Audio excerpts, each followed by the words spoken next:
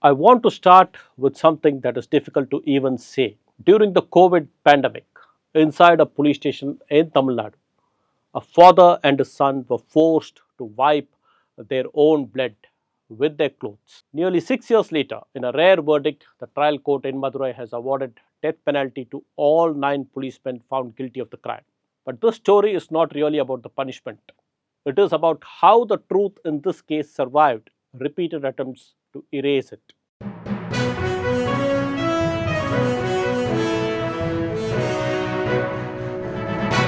Vanakkam. This is T. Suresh Kumar. Thank you for joining me in this episode of the Hindu Focus Tamil Nadu. On June 19, 2020, during the COVID lockdown, Jayaraj, a small trader, was at his son Benicks' mobile phone shop in Sattankulam in Thoothukudi district. They were not strangers to that town. They ran a modest business, known locally, going about their everyday lives. That evening, Jayaraj was picked up by the police. The allegation was that they had violated lockdown conditions. His son Benicks went to the police station hoping to question the detention and bring his father back home. But sadly, neither of them returned. What followed inside the station was not routine policing. According to the CBI, the two were subjected to sustained and brutal torture through the night. They were stripped, beaten repeatedly, held down so they could not resist, and assaulted despite Jayaraj pleading about his medical condition. At one point, they were forced to clean the blood that had pooled on the floor, their own blood, using Benicks' vest. The next morning, a sanitation worker was called in to wipe away the remaining traces in what investigators say was an attempt to destroy evidence. This was a sequence of deliberate acts. What is equally disturbing is what happened after that night. A case was registered claiming lockdown violations, but the investigation in this case would later establish no such violation had actually taken place. The victims were taken for medical examination, declared quote unquote fit for remand, and produced before a magistrate. Despite visible injuries, they were sent to judicial custody. Within days, both the father and son died. If the story had ended there, this would have been yet another statistic. One more custodial death in a long list where accountability is rare. But this case did not fade away. The Madurai bench of the Madras High Court stepped in on its own, taking suo motu cognizance. Justices P. N. Prakash and Pugulendi began closely monitoring what had happened inside the police station. And very quickly, disturbing patterns began to emerge. The police were not cooperating fully with the judicial inquiry. Documents were not readily produced. CCTV footage from the crucial period was unavailable. When the judicial magistrate visited the station, he did not encounter a system trying to assist the truth. Instead, he encountered resistance. In his report, he noted that there was an atmosphere of intimidation. At one point, a police constable even had the audacity to remark that the magistrate could do nothing. Another gave contradictory explanations about key evidences, such as where a lathi was, changing his version more than once.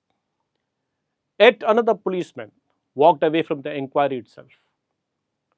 The magistrate also recorded something deeply troubling, that the situation inside the Sathankulam station was so hostile that he had to cut short his inquiry.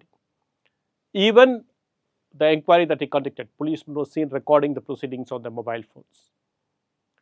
And then came a very crucial breakthrough in the case. A woman head constable, Revati, revealed that the father and son had been tortured through the night in the station. Initially, she hesitated to formally sign a statement, a hesitation that speaks volumes, but she agreed after she was assured of protection. That moment changed the direction of the case. At that point, the High Court realized this was not just about a crime, but about the possibility of evidence being erased. So the court took an extraordinary step. It handed over control of the Sathankulam police station to the revenue department to secure evidence in the case. That decision, more than anything else, ensured the case could not be quietly buried. As the case progressed, the importance of that one testimony became even clearer. Revati's statement did not stand alone. It aligned with what the magistrate had observed and what the medical and forensic evidence would later establish. Recognizing the risks involved, the High Court ensured Revati was given protection. In a system where silence is often the safer choice, Revati's decision to speak became one of the strongest pillars of this case. The CBI probe was then strengthened by forensic and digital evidence.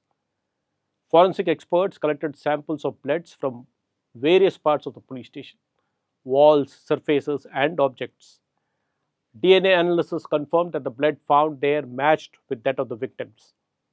In addition, call data records placed both the victims and the accused policemen at the Sathankulam station during the relevant time period.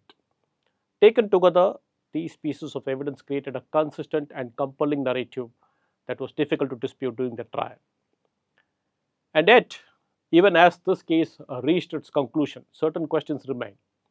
How did a government medical officer certify the victims as fit for remand despite their condition? How did the remanding authority, that is the jurisdictional magistrate, fail to recognize the seriousness of their injuries? These are not minor procedural lapses. They go to the heart of how institutional safeguards function or fail. The trial court has now awarded the death penalty to 9 policemen. Another cop who was accused in the case died of COVID. It is possible that higher courts may revisit this death sentence, but beyond the question of punishment, this case leaves behind a deeper message. It shows that even in a system where evidence can be manipulated and narratives can be controlled, accountability is still possible when institutions act, when individuals like Revati speak up, and when facts are pursued relentlessly. The Sathankulam case is not just about a crime. It is about the long, difficult journey of truth and the rare moments when it prevails. On that note, this is D. Suresh Kumar signing off. I shall meet you in another video. Thank you.